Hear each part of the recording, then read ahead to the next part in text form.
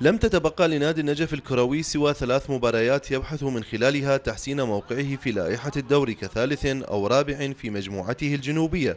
أسباب عدة تحدث بها مدرب الفريق واللاعبين حول تذبذب الفريق في مشواره لهذا الموسم.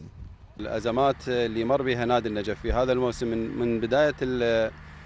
من بداية فترة الإعداد، يعني بعدم انضمام اللاعبين يعني لفترة، يعني ممكن كان الفريق يدخل في معسكرات تدريبية، و لأنه الكل يعرف تغيير كامل يعني بالفريق ما عدا يمكن 3 إلى 4 لاعبين من الموسم الماضي.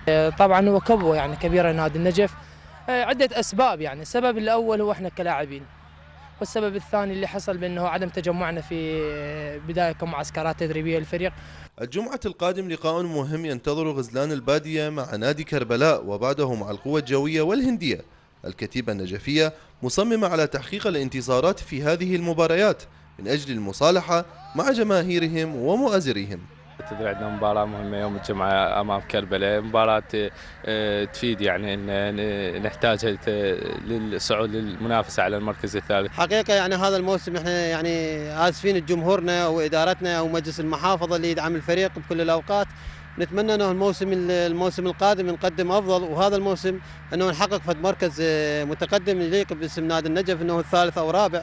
3 مباريات هو ما تبقى من عمر دوري الكرة للمنطقة الجنوبية. تطلعات النجفية بتحسين غزلان البادية من موقعهم في الدوري، خصوصا بعد فقدانهم فرصة المنافسة على المراكز الأولى.